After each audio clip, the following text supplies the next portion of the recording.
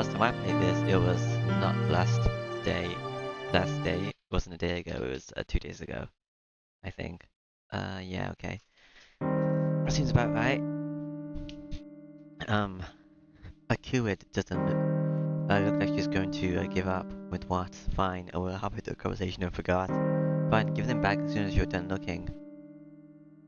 I hand her my glasses. Oh. Akuid stares intently at the glasses, then looks at me with frightening eyes. Shiki is the person who made these glasses in the city right now? I don't think she is. It's been 8 years and it seems like she was only here for a week. I see. That's good. I don't have to deal with more, well, it's probably safer not to deal with Blue in the first place anyway. Is she also a priest? What's Blue? Akuid retreats to her thoughts.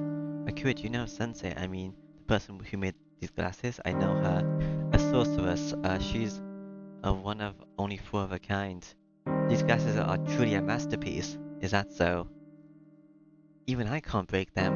Akuid's face grows even more serious. Wait, you were going to break them? Eh? Did I say that part out loud? I knew it. You were going to break them after all. I retrieved the glasses from Akuid. What's up with that? That's not very nice. Jeez. You're the one who just said I couldn't stay sane without these glasses. Or do you want me to go crazy? That's not what I meant. I just didn't like how you treasure them so much. What? Hey, listen, you. What does that mean? Jeez. Somebody tell me how a mind like hers works. Are we gonna kill her? It's true my mind of us memories of Sensei are precious to me, but more importantly, I can't live without them. If I were to see the lines 24 hours a day, I think I would die from the headache before I went mad. I suppose there must be a strain on your brain from being able to see death. Yeah, there's definitely some kind of reason for those eyes of yours, but this is all I can tell you for now. If I get the chance later, I'll go over it in some more detail. That's alright. I'm not into long stories anyway. They didn't hurt me before I got the glasses actually, so maybe I just need to get used to it, and it's not that big of a deal. If that's so, personally, I enjoy talking to other people. Akuda gives a carefree laugh. It really does seem like she enjoys doing nothing more than talking. Alright? Night descends. Akira sits on the bed and we both stare absentmindedly at the clock. It's past 4 in the morning. Am I gonna get like a message that day changed? About an hour until dawn. Just 1 more hour. Nothing out of the ordinary has happened until now, and Akira shows no sign of tension. We're surrounded by complete tranquility. Somehow I'm beginning to believe that tonight might just end like this. Well, that's not gonna happen anymore since you raised that flag. Hey Shiki. Akira calls me again. What? I don't have anything else to talk about. Really? But it's such a waste not to talk now that we're in a situation like this. Listen, how many hours do you think I've had to put up with your nonsense talk in 6 hours? That's making me more tired than keeping watch. Akuid gives a dissatisfied glare. That's right. For some reason Akuid has been talking to me for 6 hours straight. I told her she should sleep if she was feeling weak, but she replied with, it's more fun to talk, so in the end, we ended up facing each other and talking the whole time. Sigh. Sigh. Sigh. Sigh. Sigh. I just don't know what she's thinking. Goo? She tops things off, I'm hungry. Don't think of it, my last meal was breakfast, so I haven't eaten anything for a whole day. Why don't you eat something if you're hungry? We're in a fancy hotel after all, so you can call room service. That's okay, I'd lose my sense of tension if I filled my stomach now. More importantly, shouldn't you be getting something to eat? You're weakened, but you aren't sleeping, so you should at least get something to eat. So you're not gonna eat, then neither am I. Normal food is meaningless in its own way, but it's boring to eat by myself. Normal food, there's nothing normal or special about. Oh wait, Akira is a vampire, supposed to have food would mean drinking someone's blood. Or is there? I guess being a vampire, you wouldn't usually consume much except blood. She doesn't look like it, but Akira is a vampire, she did say that, yes. She says vampires need the blood of humans to survive. I'm a human. Then just how many people has she drained from, and how many people has she killed before? I sneak a quick glance at her face. I can't imagine. Even though I know she's a vampire, for some reason I can't imagine her sucking someone's blood. Why not? What? There's something on my face? She meets my gaze and I quickly look away. I'm not gonna kill her, am I? Akira continues to stare at me and it gives me a laugh of comprehension. Are you curious about how many people have sucked blood from Nick? She's completely read my mind. Kuwit's smile goes even wider and I don't like it. Of course I'm curious, I am helping you so if I don't know, I won't have any idea about when you might have a change of heart and try to attack me. That really would be a problem. I see, Kuwit says. Well then, here's a question. How many people's blood have I sucked so far? She bounces lightly up from the bed and walks to the window. How many people? That's...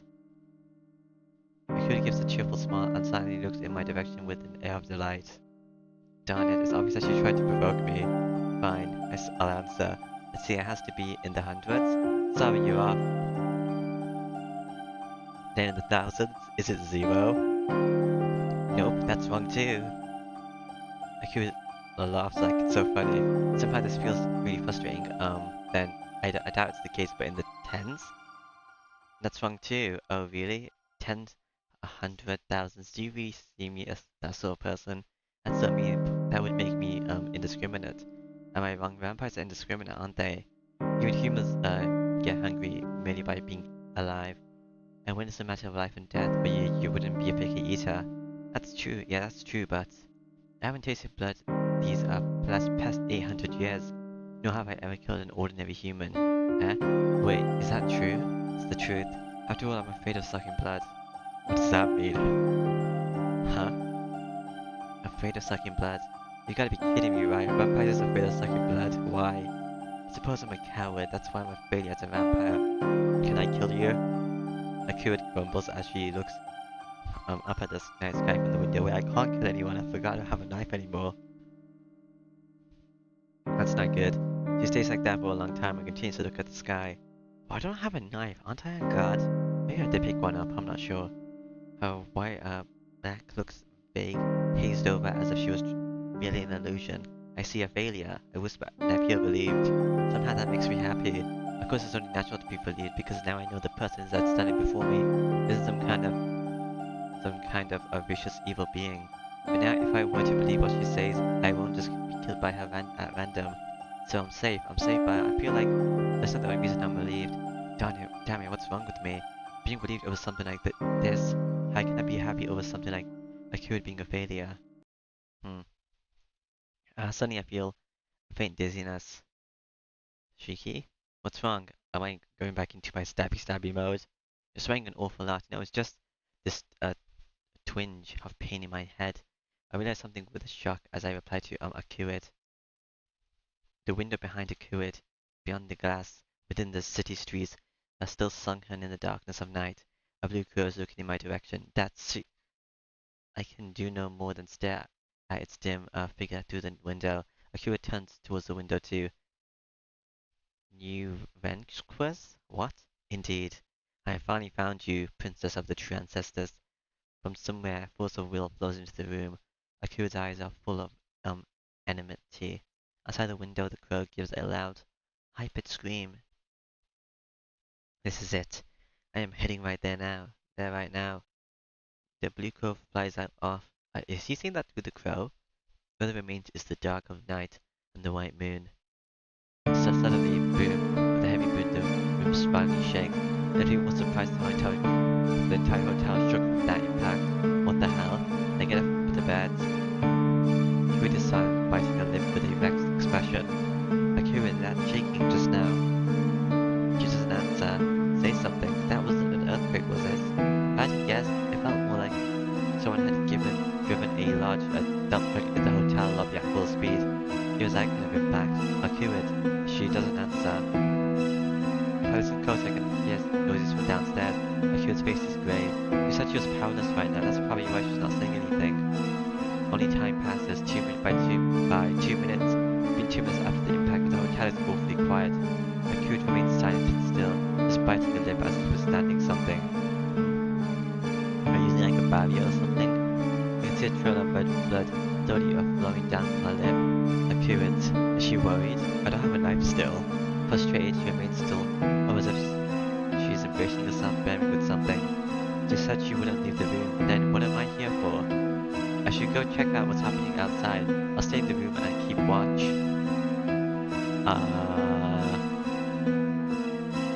Well, I don't have a knife, so I should go out. Wait, is this hotel just a single room? If so, I should just stay inside because you can attack through the window. Yeah, let's just stay in here. Wrong button. Wait, here it is. Okay. As long as the crew is unable to move blindly, going outside would be dangerous. Gripping the knife with one hand, I hold my breath. I do have the knife. Nice. The crew is silent too.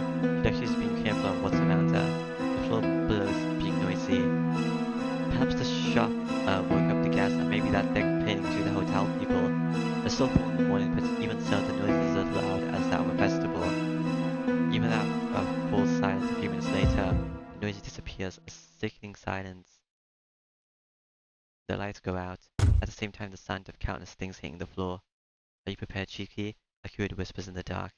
Prepared for what? I don't even know. I don't even have to ask her. What's falling down? Did everyone just die randomly?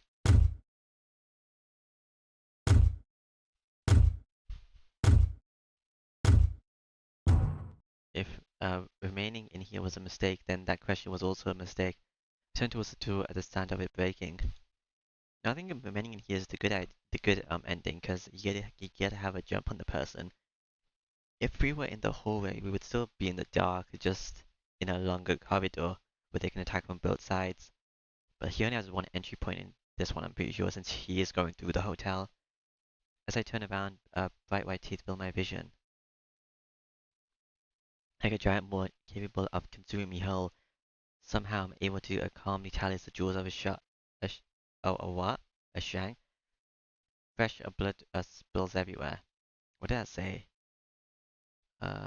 Regressed recollection? What's that? Oh, here it is. It's the jaws of a shark. Oh, okay. Fresh blood spills everywhere. With a thump, what remains of my body falls to the ground. What falls is my head. Everything below my face has been consumed in one bite. That is the last scene I ever see. I died? Okay, then I guess staying in the hotel was the bad ending. Will you take see Sensei's lesson? What does that mean? Teach me Seal Sensei. Hello, bonjour. This corner is for the unlucky Otono-kun who easily ends up in a dead end again. Again, this is my first time. It is time for Teach me Seal Sensei. Now we will start the second period. This time we will present the first sharks and shivers animal land with a series that gives detailed observations of wild animals. I know you. Sensei, I have a question before that. That name sounds really stupid. In Japanese, you can only read your name as a seal. Question denied. Now then, Tono-kun, I think it's good to be prudent, but this time it seems to have backfired. Basically, you're a hero, so a little recklessness will be forgiven. You'll be forgiven, but in a case with an absurd animal like a shark, I guess you couldn't do much. You'll have to abandon Akira this time round. Hey, I don't want to hear that from Seal. Abandon her? Yeah, no violence. Anyway, please prepare yourself to explore the hotel alone. Inside, you'll find a whole animal kingdom. As a representative of primates that showed the beast of Ruga. Okay. Perhaps in another life I could have done better.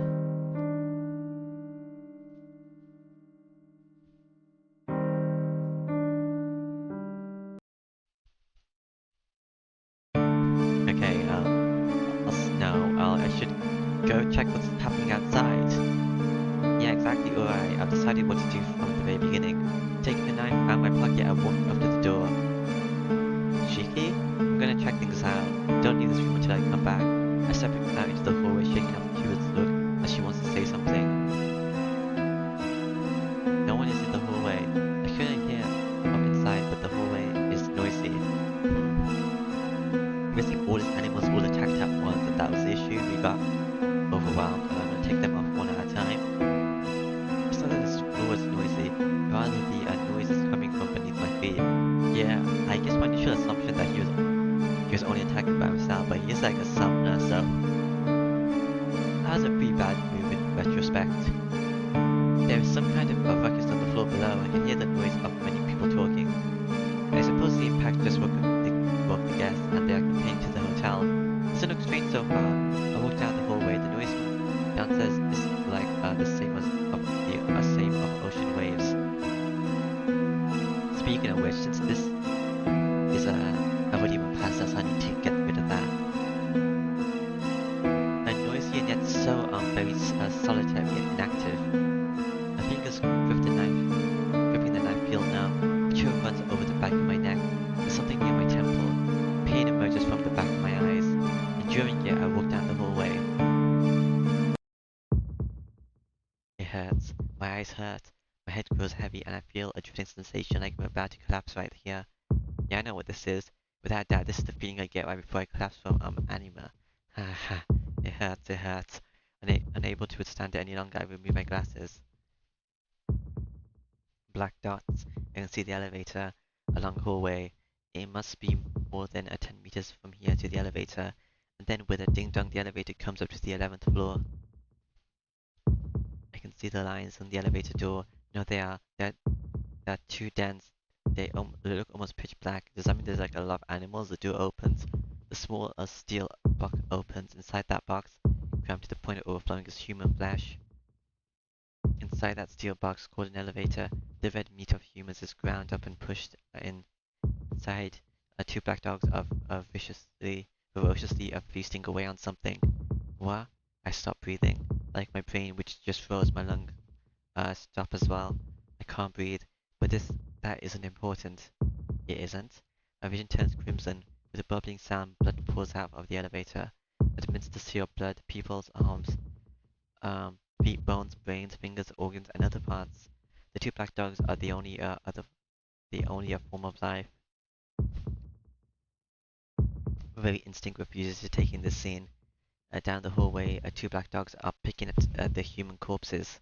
If I listen carefully, I can hear sounds coming from downstairs. If I listen carefully, there's the sound of gorging, the chewing of meat, cries for help, and deaths, screams of people which can't even be called words anymore. What is this? Though there is no way I can see it, before my eyes is the image of dozens of beasts eating the people in the hotel alive. A man running down the hallway trying to escape, but the panther-like claws descending from the ceiling, slicing him open from his nose to the back of his head. A girl locking herself up in a room and crying. But to the lions, the door is no stronger than paper, and within seconds they demolish it into an unrecognizable shape. Striving madly to be the first one there, people dashing for the elevator, but within it the black dogs waiting inside decimate them the instant the door opens. At any rate, there is no exception. Beneath my feet, within this huge box called the hotel, is a scene from hell I can feel down to my very bones. Yeah, I feel like throwing up, but I can't do that. How did a shark get here? If I just can't stand around and do that, I'll become a part of that Red Sea. Ha ha ha. Ha ha. I resume my breathing. Oh, that's breathing. I grit my teeth hard. The dogs inside the elevator notice me. All sound from below have ceased. Ha. In other words, there's no longer anyone alive. Grr. Grr. The two dogs begin to run. Of course, towards me, the last prey. Ha ha. The black dog is coming for me. On their bodies I can see an infinite number of lines, and on their foreheads the point of death. But even so, my paralyzed mind does not order my body to run or fight. The first black dog leaps. Its speed bellies all human comprehension. It doesn't even take 2 seconds to cover the 10 meters down the hallway. Hello. They open their mouth filled with fangs so many times sharper than the knife I have, and they are aimed straight at my throat, accurate and fast. The instant I realize they are drawn upon me, the fangs bite into my throat with a crunch. I die. But that's not right. I can't be killed by something like this, and I refuse to die. The deaths of others would not cause me to hesitate. A hot summer's day. It happened a long time ago, 8 years ago. I've seen something even more terrible. Thrust. I thrust my knife into the forehead of the black dog, biting into my neck. My arm moved just before the black dog ripped through my throat. It was done so perfectly even for myself. Like a machine whose sole purpose is to cut, I plunged the knife into the dog's forehead without any useless and wasted movement, because that is where the dog's point was. Normally, even if the brain is destroyed, the muscle try to execute the commands they have received from the brain. The black dog would have probably ripped through my throat even if I had simply pierced his head. Well, normally that would happen, but the black dog is dead. Death is a complete stoppage. At this point, when I killed it, it lost every form of vitality. The first dog falls onto the floor. In its place, the second dog is flying straight at my face. I thrust the knife into its open mouth, but that was a mistake. This dog's point isn't on its face, but it's on its chest. Just stabbing its mouth will not kill it. The knife pierces through the dog's mouth and into the back of his head. Naturally, the hand holding the knife still remains in the dog's mouth. Ah, the black dog is still alive. Its jaw shut. The joint between my arms and the head holding the knife is bitten, about to be ripped up. Proper thoughts return with the pain. Haha, you have to be kidding me. It's as if I'm just letting him chew through my arm by stabbing him in the mouth. Why you? I try to pull my arm out. The dog's teeth are deep in my arm. It doesn't seem like I can pull it out. More importantly, this black dog, despite having been pierced in the head, is still full of life. Even though I lift it after piercing his head, it shakes and lands on top of me. Goo, I fall to the floor. I still can't pull my arm out. The black dog still pierced in the head, applies more force to its bite. My arm is suddenly going to be torn off. I can't believe this. No dog ought to be able to bite anything in that state. I feel something wet. I can see blood spitting from behind the dog's mouth. Is it the dog's, the black dog's blood leaking from its knife wound to the head? Or is the blood coming from my arm, about to be torn off? To be honest, my head is too messed up to be feeling the pain, so it isn't a big deal which one it is. Let's go. I try to wrestle away from the black dog, but it is firmly attached to my arm. I can't escape. I can't run away. If I want to escape, I have no choice but to kill it. But how? The hand it's biting off is the one holding the knife. I'm on the ground, so even supposing I did pull my hand out, the very next instant the black dog's mouth will be free to bite through my throat. Can you, push with the black dog It's okay. Calm down, Cheeky. First, you've got to examine the situation well and then think calmly about it. It's the kind of thinking you've always kept. In that case, I can do something. For example, there's plenty of lines on the back of its head. I can see the lines. I can see the black points on its chest. The way to survive is awfully simple. But I have my doubts about executing this plan. No matter how savage and evil a creature it is, to do something like kill a panting, gasping creature that's so alive, that's close to me, is something I'm hesitant to do. The pressure on my arm increases. My entire arm is surely going to be ripped off at this rate, but even so, I just can't seem to do something so cruel.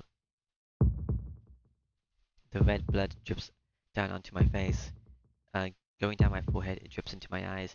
Crimson darkness soaks into the back of my eyes, red. My consciousness sways and then is gone. No, I'm back. But even so, I can't bring myself to kill a living creature. What hypocrisy. You kill something much bigger than a mere dog. Yes, that's right. But that time was different. I wasn't sane when it was accurate.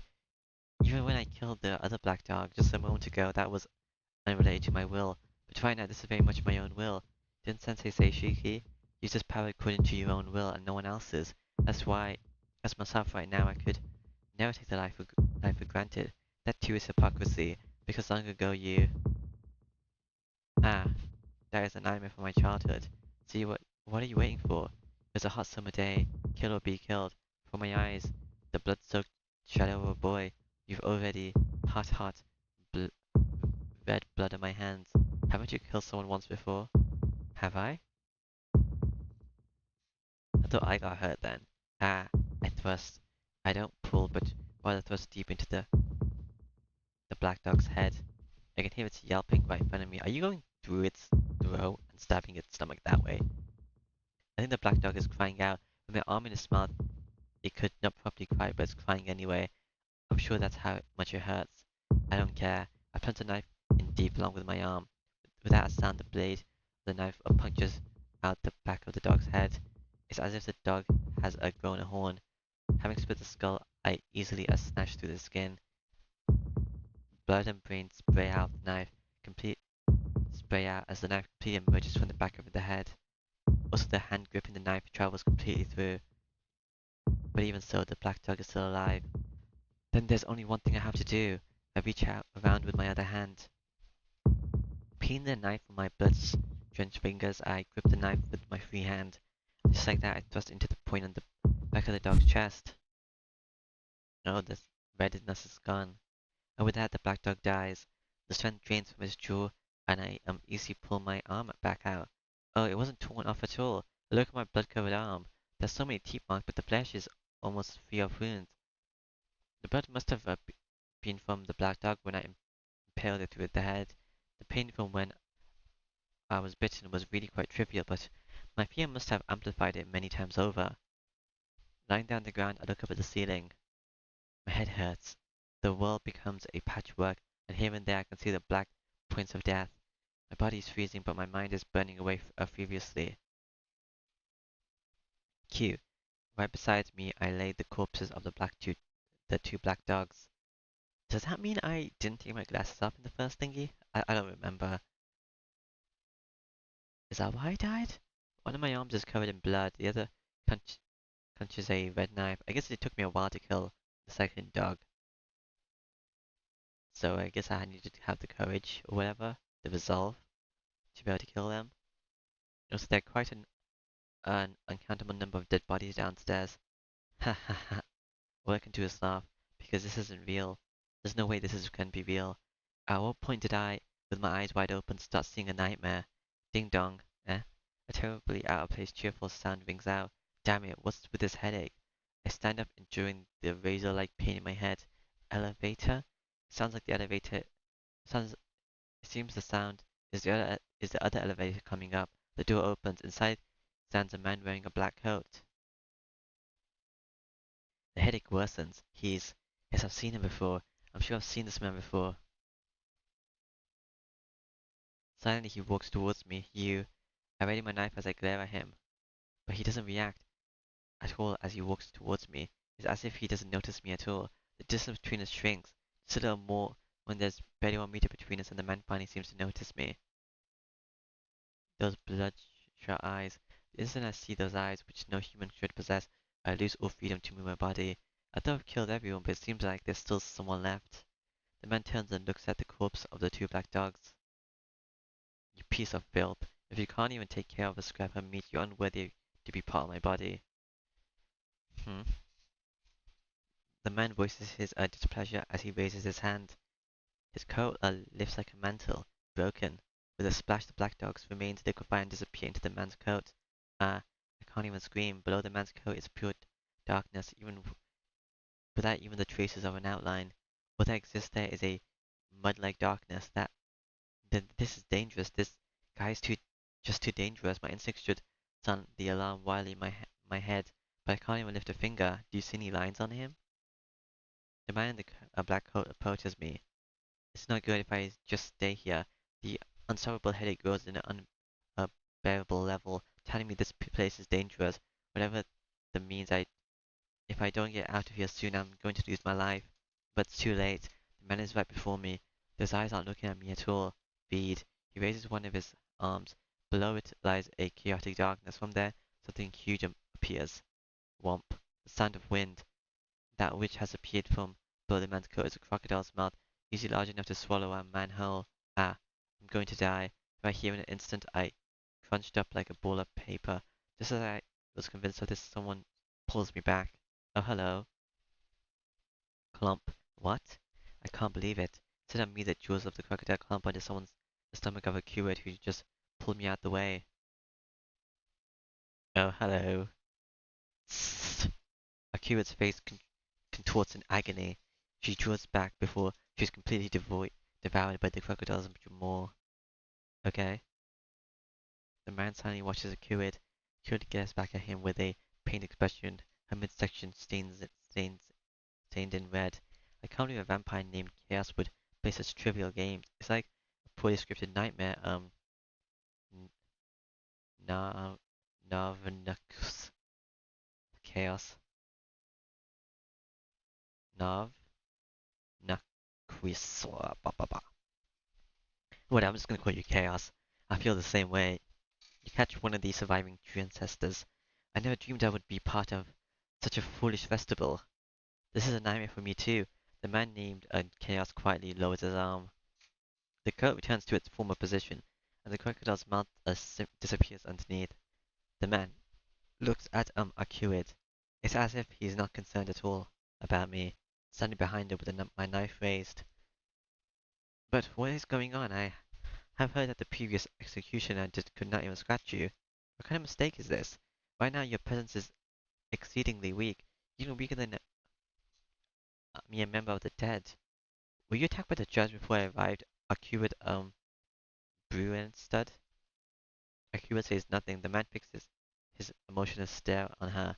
I don't understand. There are only a limited number of com conceptual weapons capable of harming you. The only people in possession of these are the church's assassins, and I don't think the Bureau agency would dispatch anyone this far east. The man narrows his eyes slightly as he turns around. Either way, this is most fortunate for me. I'll not ask why you have been weakened. All I am going to do is claim your head while I have a chance of winning. Tsk. I raised my knife, preparing for his attack, but having openly stated he was going to take her head, the man now disappears towards the elevator. Seems despite this claim, the man in the black coat is now leaving the hallway for the elevator. Huh? Now I've got absolutely no idea what's going on. About that man, the two dogs who attacked me, the nightmare-like reality of the attack on this hotel, none of it. Shiki, Akira leans on me. Ah, it's a terrible wound. Though her stomach stopped bleeding, her face is scrunched up in pain. It happened mere seconds ago. The wound she got from protecting me from that man. Why did you? Yes, I underestimated him slightly.